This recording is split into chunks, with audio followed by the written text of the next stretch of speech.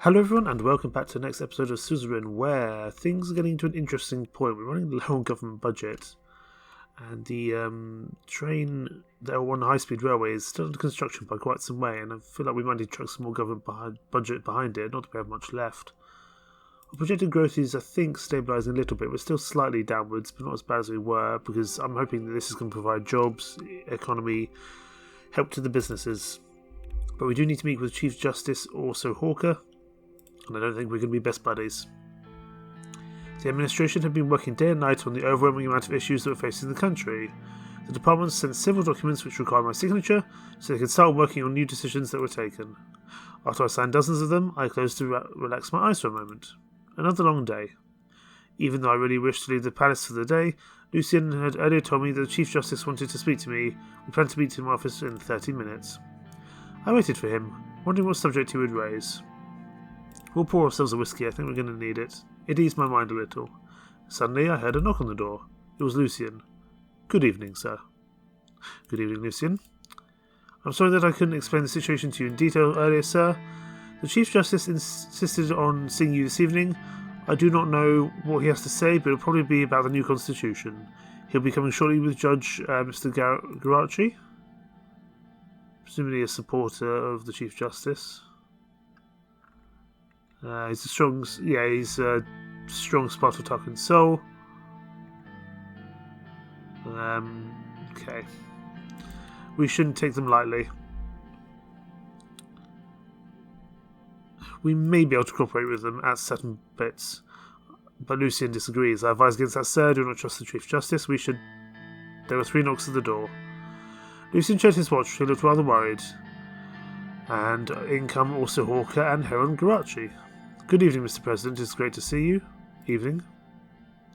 Welcome, Justice Garachi and Chief Justice Hawker. Good to see you indeed. Also just at the sofa in the office. May I? Please. We all took our seats on 2 opposite sofas and made ourselves comfortable. Also glanced at the glass of whiskey. Celebrating something, Mr. President?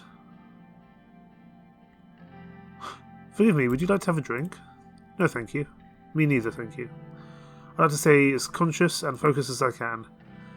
How are your first couple of months, Mr. President? I hope you're faring well. I'm doing well, no need to worry, Mr. Garachi. That's great to hear, Mr. President. We also think you've been doing a good job so far. I'm not sure I believe you. Considering all that's happening on around us, with the shootings in the palace and soldiers on our borders, it is a troubling time. We appreciate your concerns. So, you probably know why we're here. Please enlighten us, Mr. Hawker. We know you're working on a new constitution. The Supreme Court does not approve of this. With all due respect, the constitution needs to be updated, sir. I am sure you're well aware of the public demands and our circumstances. Is that so? I see you're the one who's not aware of our actual circumstances. You want to make a weaker constitution in the midst of problems both inside and out. Even if your proposal passes by the Assembly, I'll make sure it will not pass the Supreme Court. That much is clear. You haven't even seen this proposal yet, Mr. Hawker. Isn't it too soon to be against it? Do you think I live under a rock, Mr. President? I know what goes on. Yet you, Mr. President, seems to be only partially informed about the current situation. Please, let us explain the reasons of our stance. Let's hear it. We are protecting the Constitution because it works, Mr. President. It is efficient and gives you the authority to lead the nation with swift decisions. Sordland has more important problems and threats than we can face right now. Instead of nitpicking about some paragraphs of the Constitution, we have a potential war within our borders. Also signalled Heron with his hand to let him speak instead. Mr. President, I know you're a busy man, so I'll make this quick. We all know that the Swedish security forces found stashes of Rumbergian weaponry in the hideouts of Bludish separatists. KA-74 is roaming inside Sordland at this moment. As much as Rumberg poses a direct threat, now it's clear that they are also intervening in our country and weaponising our minorities against us. It's not unprecedented to think that the Bloods will start their terror again with their new toys. Not to mention the fights that broke out between the left and right wing after the shooting of Bernard Circus. Communists are rising with the support of the United Contana. The chaos is imminent for Sordland. And sadly, we don't see the administration taking the necessary precautions. You said you will not focus on military during the term. Under current circumstances, that cannot be tolerated at any cost. I did promise, but the circumstances have changed. I'm relieved to hear that. But regardless, are you also aware that the armed Bluedish separatists have direct connections with the Workers' Party of Bluedia? They claim otherwise. They may claim they have no ties to separatists, but most of the members used to be part of them before they formed the Workers' Party of Bluedia. How about that name, Mr. President? Is it not the Workers' Party of Sordland, is it? As far as I'm aware, there's no nation called Bluedia around here. What's all this about? The only reason that they are not in the Assembly is because of the electoral threshold. They have gotten quite big. They are clearly getting outside help, and their connections to the parliamentary Bluedish force cannot be denied. And all of a sudden, the reformers are trying to decrease the electoral threshold, so that Bluedish separatists can be legitimised in the Assembly to achieve their aims of independence. You think that's Mr. Richter's intention?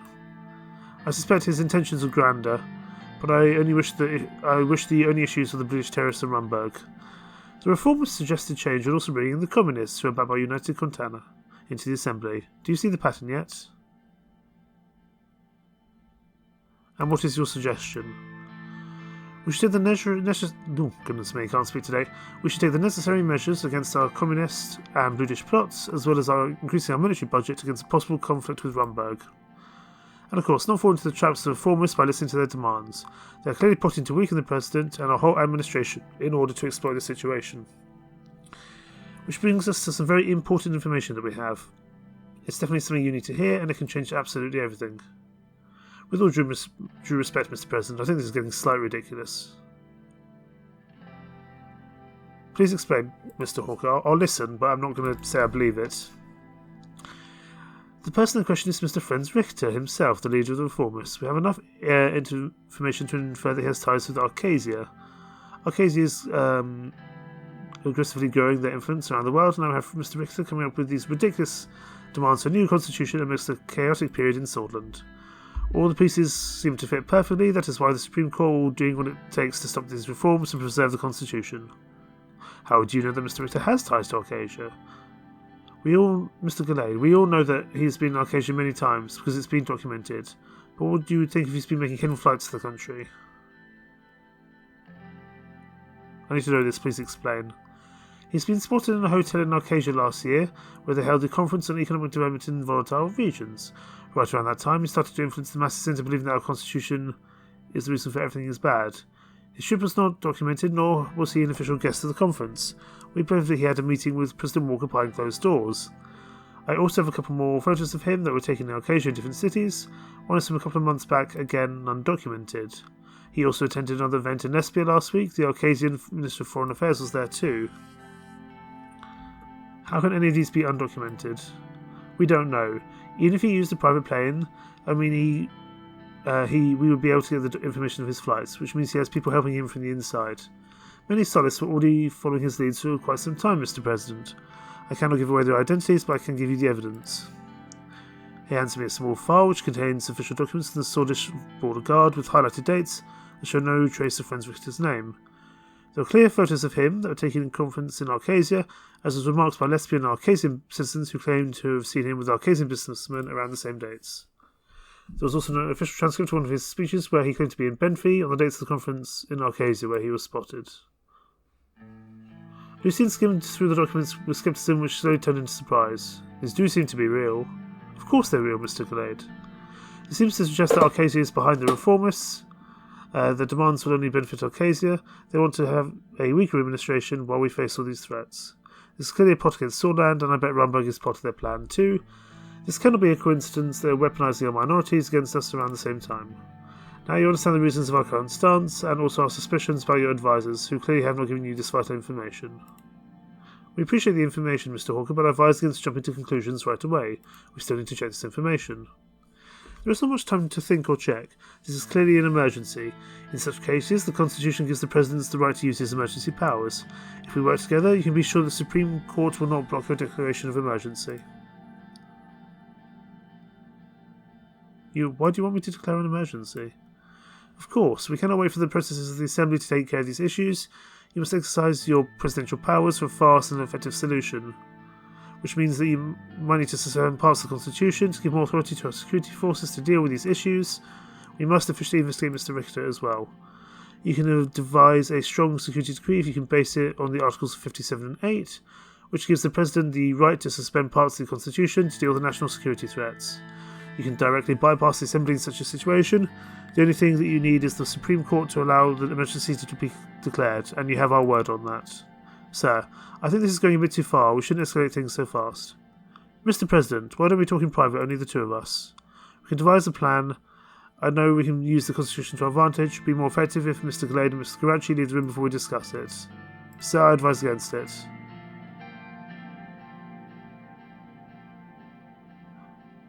Regardless of our situation, I'm going to be proceeding with the reforms, even though you're aware of our national security threats. You're making a big mistake, Mr. President. We will not allow you to succeed.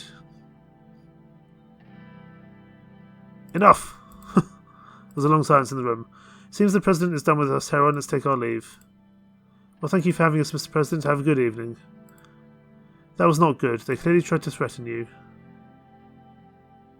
We have to make sure our reforms pass the court. Also, we'll be doing whatever it takes to damage you. We need to be careful. There are still many old guard sympathisers in our party. We can't let them divide us. And he will definitely try. After a short evaluation of the situation in our hands, Lucien left me in the presidential office. It was obvious that the old guards would be my main rivals in the near future. Goodness me. Continue. Trials of Democracy.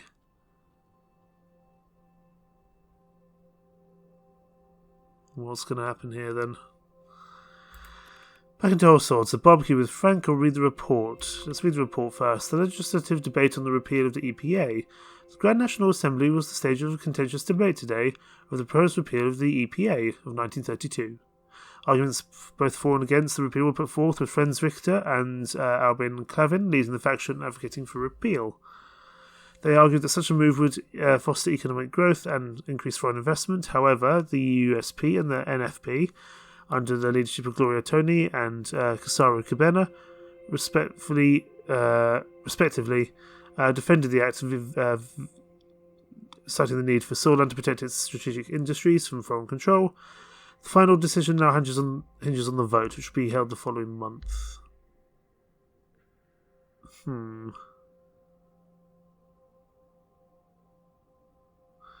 think we'll probably get it. I think we will probably repeal it if it comes to us. But in the meantime, barbecue with Frank. Oh, I love a barbecue. It was a Saturday afternoon, my first break from work in what felt like years, and the weather could have been more perfect. Trying to keep my mind off the upheaval sparked by the circus assassination, I lit the backyard grill. Monica and Dina were out shopping for craft supplies, and I'd given the staff the day off. It was just myself and Frank at home. I wasn't sure how he felt about me at the moment, but I did know how he felt about barbecued ribs. Good dad. Our cook had left some marinating in the refrigerator. Soon enough, as soon as Frank glimpsed the grill meat, he stepped outside to join me. Come to spend some quality time with your old man, have you? Sure. You can spare a few minutes on your busy schedule. I'm sorry, I know I haven't been around very often lately, but I'm happy to see you now. It's okay. I know you've got the most stressful job in the country, and you've got to feed your family on top of it all. Let me try. He grabbed the fan and started quickly waving it over the coals, and the fire roared to life. He turned to me with a grin on his face as if he was expecting praise. Not bad, son. Not bad. Thank you, sir. So I must grill to fulfill our duties with precision. The grilling shall commence in exactly 1 minute and 32 seconds. This was a spot-on impersonation of Lucien. We looked at each other for a second and burst out laughing. I realised my throat was parched, and there was a six-pack of beer in the kitchen. Why don't you grab us a couple of beers? He looked at me in disbelief. You mean I can... But Mum told me... He stopped himself, quickly ran inside and returned 2 bottles. We cracked them open, cleaned the bottles, and gazed out to the city skyline. For a moment, my thoughts flashed back to my own childhood, and my relationship with my father. My father was a poor man who struggled to provide for us on his meagre income. He put me to work on the farm long before I was Frank's age, and even then couldn't always make ends meet. Yet we were always a close family. Now that I was president, I knew Frank would never face the same hardships I had. I couldn't deny that I felt a bit jealous. Dad, can I ask you something? We're a family, you can ask anything. It's just, I feel like there's so much you've been hiding from me, about your past, and what's going on right now. Like at dinner that night after the ball. You told me everything was under control, but it wasn't, was it? I know what happened in the 20s. We all learned about it in school. Now with the protests and the riots, it's going to be the same thing.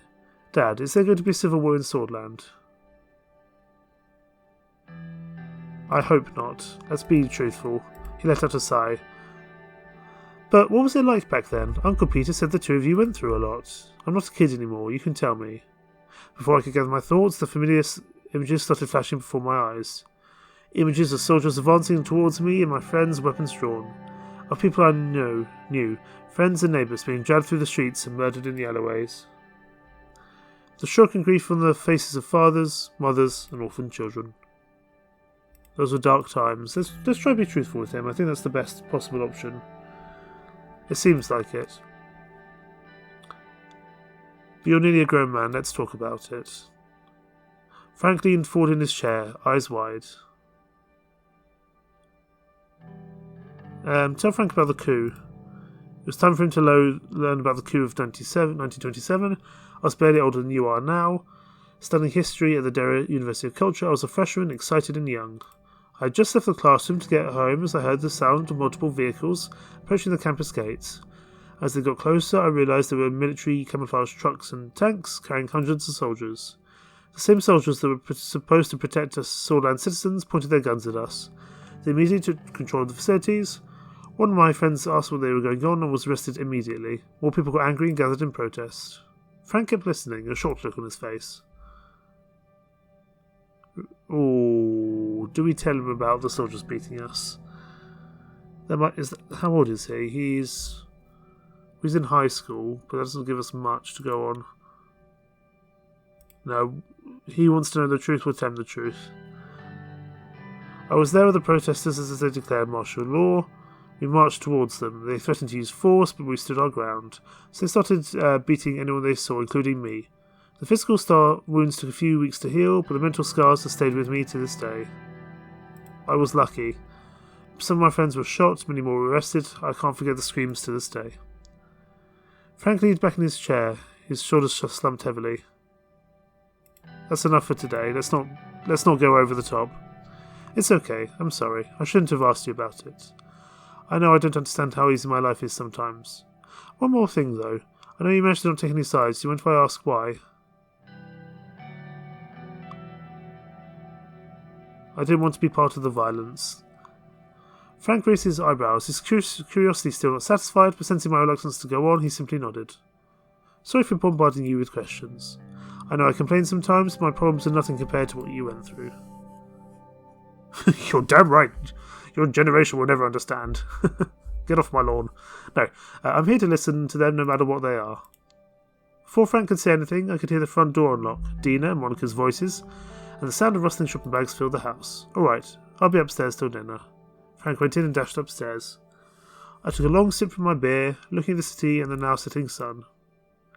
I hoped that talking to Frank about my past had been the right decision. Part of me felt as if some burden had been lifted, but I had the same nightmares again that night.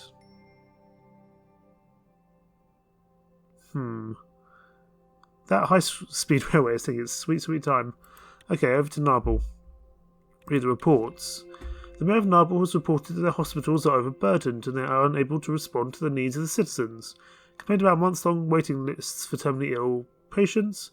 On top of the capacity issues, it was noted that facilities are still using outdated technology.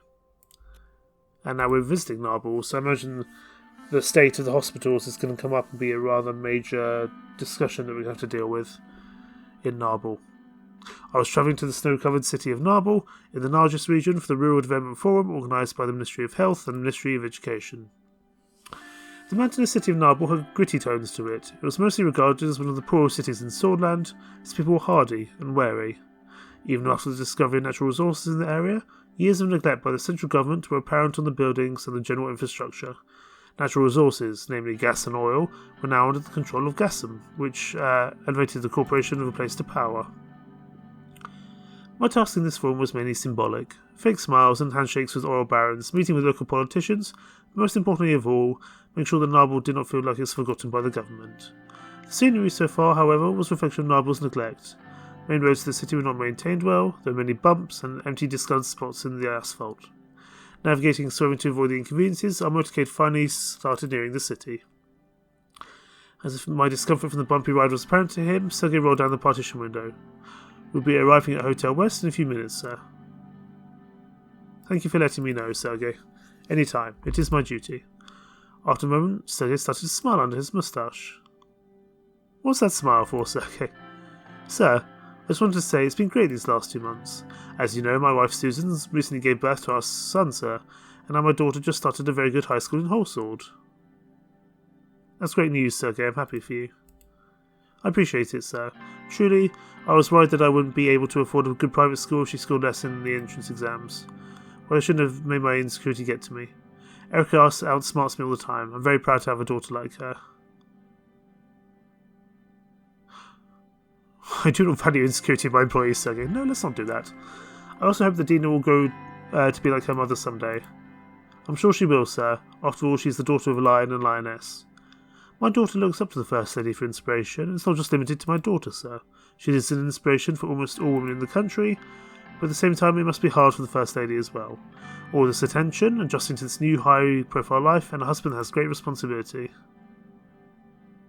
You're right, it is hard for her. It must be, sir.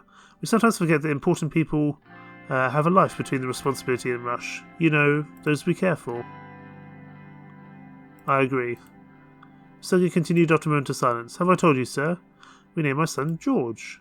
The doctors said he is very healthy, and thankfully so is my wife. Oh... Sergei, do you live in this place we live in Narsal? Because something tells me we might have to make a decision between your son and the general public. That's good. I hope this. That's good. I hope the hospital has a good service. It almost isn't going to. Normally, we would have been treated in one of the suburban hospitals, but thanks to the special coverage of the presidential staff, we were transferred to the Emerald State Hospital. We need to increase the quality of services for all. It sounds like a tough issue to solve. I've already started thinking about the university education, especially Erica. I want to send her to a good private school, but with the current state of the economy, it's going to be hard for us. We will fix the economy one way or the other. If anyone can, that's you, Mr. President. The car hits a major pothole and a pump which lifts us up into our seats for a second. Are you fine, Sergei? Yes, sir, I hope the car is fine too. The motorcade began approaching the hotel. The Hotel West was supposedly the best hotel in Narble. The large 25-storey main building was undoubtedly one of the taller and more expensive buildings in the city. It towered over the nearby slums and had been a target for protests when it was first built. A crowd was gathered in front of the hotel, with a welcoming committee at its centre. As we approached the red-carpeted entrance, I could see the Mayor of Narble and his top aides. Sergei got out of the car and opened the door. He bowed his head respectfully and gestured towards the entrance. Thank you. Have a good day, Mr. President. As soon as I left the vehicle, the fresh air of Narble filled my lungs. Almost immediately, everyone present in the crowd flocked over to me with an excessive display of courtesy, smiles and handshakes while I donned the mask of a politician. A mask that I was very used to. Okay, anything else in Narble we need to do? Briefing on the current welfare situation. Okay, let's go there. I arrived at the meeting room for my talk with Chiara and Pascal. Before beginning, I took a moment to appreciate the view from the balcony. The mountains of Narble were completely covered with snow. While I was mesmerised by the scenery, Pascal... Who is Pascal? He is... Minister, isn't he? He's the Minister of Health, yes. Okay, Pascal walks up to me. My Minister of Health was ironically somewhat portly, having gained a few pounds since his breakthrough as a best-selling writer. His authority in social affairs could not be questioned. Such a spectacular view. Okay, and Chiara Walder, the Ministry of Education, joined us on the balcony, dressed in a sky blue pantsuit. Her preference of trousers over dresses had made the subject of much palace gossip, but it didn't seem to bother her. Spectacular indeed, but if you look in the opposite direction, you will see what Sol's decade of neglect did to the city. Most of the people living in Narble are workers, farmers, and their wives and children. They're breaking their backs for close to no pay, all thanks to greedy corporations. My intention is to help the working class. I'm glad to see we see eye to eye on the issue. If you look past the view, you can see the real problems, like poverty. Pascal nodded gravely. This was a subject he knew quite a bit about himself. His best-known books were about the plight of Sordland's less fortunate, drawing from his own past growing up in Squalor. Well put, Miss Walder. I don't need to tell you about my own experiences with poverty, and you've been through similar hardships yourself, Mr. President. Feels like the cards are stacked against you. Exactly. It feels as if there's no way out. You don't have to be born poor to sympathise with the plight to the impoverished, much as you don't have to be born a woman to recognise Sordland's need for parity amongst the sexes. Parity amongst the sexes shouldn't be our first priority. Look at how many high-ranking female politicians our country has. Appearances can be deceiving, Pascal. Her voice sounded bitter. Think about how Lydia Scraff got to her current position. I don't necessarily believe the rumours about her own soul, but she never could have risen so high if she didn't parrot his cause. Gloria Tory, is an accent the first female assembly speaker is such a staunch conservative? And then there was Alfonso's habit of promoting women to prominent positions to give a sort of progressive sheen while accomplishing nothing in reality. While women in places like Narbel are denied any opportunity to advance, the government could use a handful of female politicians from wealthy families, myself included, to pretend that their only obstacle to success is their own lack of initiative. Meanwhile, those of us who don't use our clout to help powerful men stay in power are denigrated as angry spinsters. I ask you, Mr. President, does anyone care that your strategist, Mr. Gallade, doesn't have a wife? I agree with you completely. Sordland's women do deserve better. As I was saying, this isn't about time Isn't it about time the whole sword addressed this country's real issues, rather than bowing to the wishes of the hawks and fearmongers in the establishment, and diverting yet more resources to the military and law enforcement? Our welfare, healthcare, and education systems have been decaying since the recession. Sordland's poorer communities are losing hope. Hopelessness and lack of opportunities can drive people to extreme solutions. We're seeing increased crime, domestic violence, and yes, rising inequality between men and women.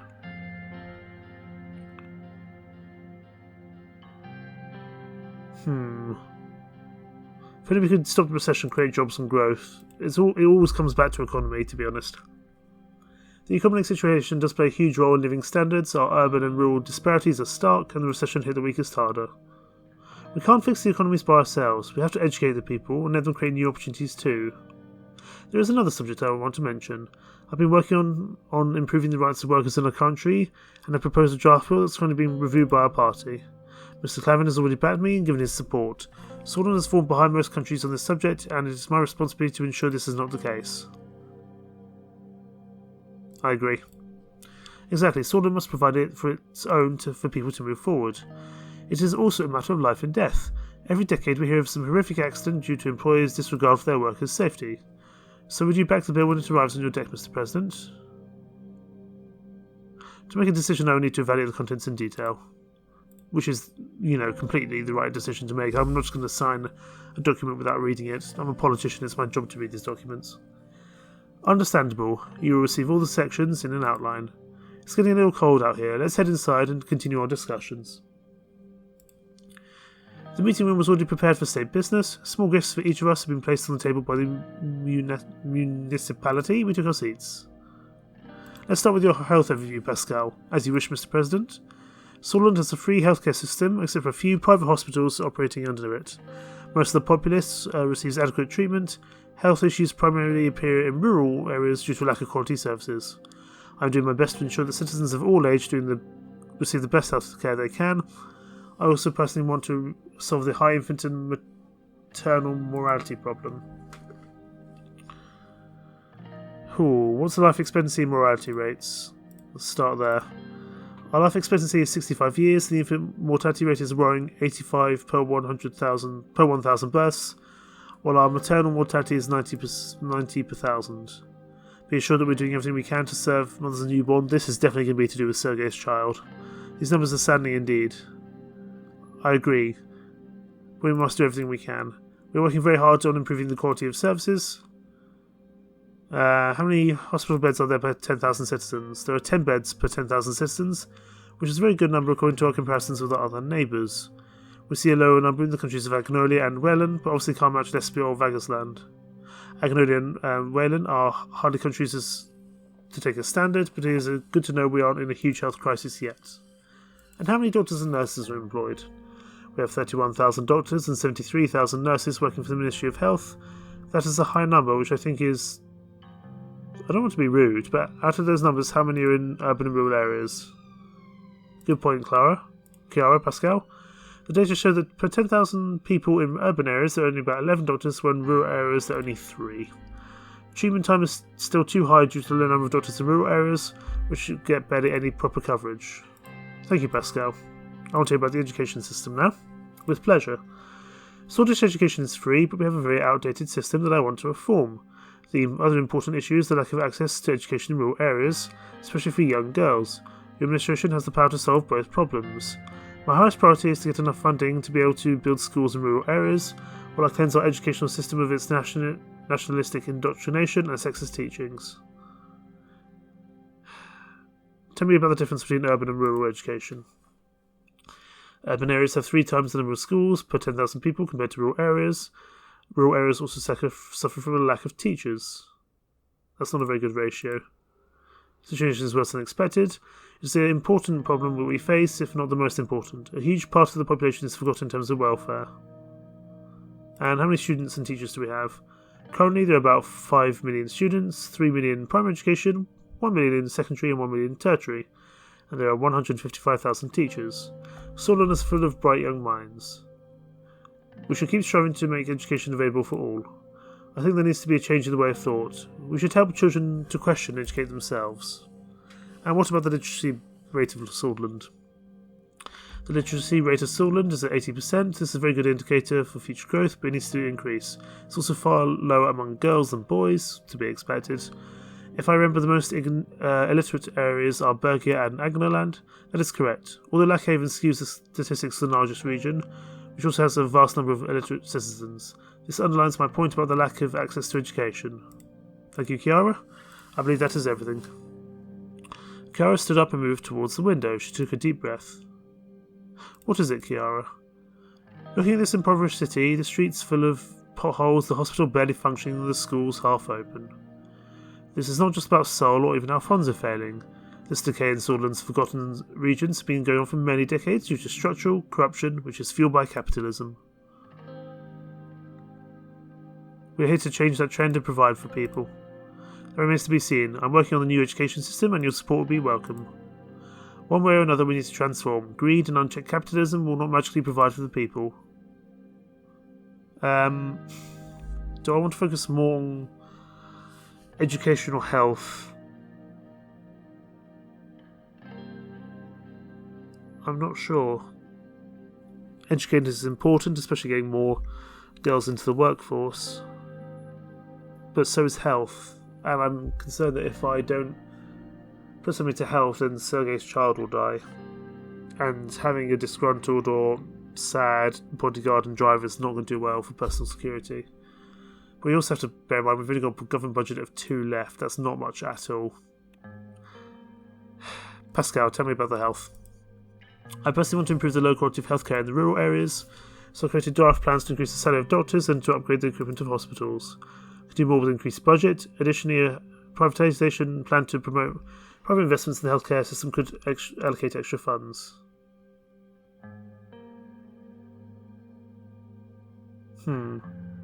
Isn't access to healthcare in rural areas an issue? Access is an issue, but not as critical as the quality in these areas. The lack of experienced personnel or equipment causes bad treatment, resulting in many deaths. I do hope to create competition and increase the quality of healthcare with a privatisation effort. A private healthcare system would increase the price of treatment and make access worse for the average citizen. Besides, I believe we decided to promote a more planned economy. And Chiara, what about you? My plans require an increase in the government budget. I aim to solve the problem we highlighted with the allocated money. By building schools in these less fortunate rural areas and through fundamental change to the education system, I will unlock the potential of our children, boys and girls alike. Our election mandate was to improve education. We will deliver on it. I forgot that was our election mandate, but it was. This brings hope to the table, which needs to be followed by action. There's much to be done, and if we are given the budget, there'll be opportunities to implement policies that push education to the next level. Would the promotion of private education help create additional funds? Yes, but at what cost? I'm not a supporter of the private sector in education, because at the end of the day, they focus on profit first. My expectation from a government is that we understand and focus on the needs of the people.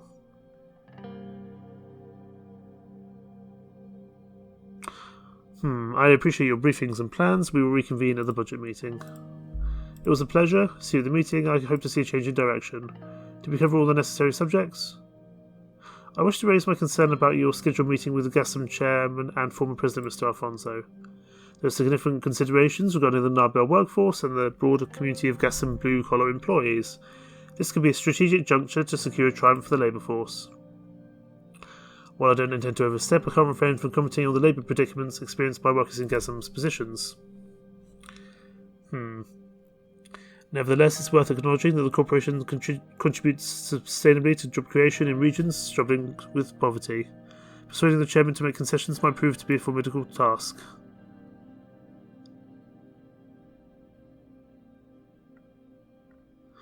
My foremost priority lies in rectifying the economy, a pivotal task. Once that is achieved, upwards mobility will naturally follow suit. While the economy holds significance, it doesn't always reflect the broader dimensions of happiness and well-being. The matter regarding neighbours is close to my heart. I'll be personally grateful if you'd be able to resolve the concerns raised by Cartina Horton and other labourers. So she's the current spokesman of the Labour Union, gotcha. It'd be difficult to imagine someone like Alfonso obsessed with his corporation, giving benefits to workers without him personally gaining from it.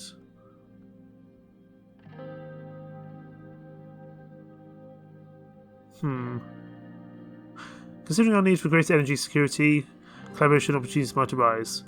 Energy security is vital indeed, but we mustn't forget the strings attached to such collaborations.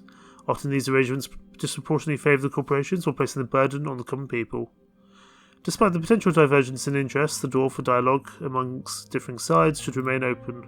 It's important that ideology doesn't obscure our capacity to bring together tangible, effective transformation. Balancing different viewpoints is never easy, but it's crucial for finding common ground. We should keep you no longer. Thank you both for your discussions. I do hope we won't repeat the same mistakes again and again. Have a good day, Mr. President. The ministers left and I prepared to leave for another official business in the city. The agenda for the next few days was busy, including a meeting with Gus Major and former President Alfonso at the GASM branch office. As I made my way out, the weather was noticeably cold, but it didn't keep a group of USP supporters from coming out to cheer us on the streets. While looking at the citizens' attire, it was easy to understand the current state of Narbel. Some people were wearing clothes a few sizes too large, some kids did not even have shoes, yet there was hope in their eyes. They were excited to see the president in their city. Okay, we're still in Narbel. Go back to Sordland. And we're going to go to Narbel. There's a lot to do here. So we've got to read the report, a couple of labour strikes, and a meeting, all of which is going to be important. But I think we'll leave it there. We've had to make a lot of tough decisions. We had to fend off the old guard within the justice, within the Chief Justice, the Associate Justice, and we need to be wary of angering the Chief Judges, that's for sure. Well, we've also had to make a start about thinking about our health and our education.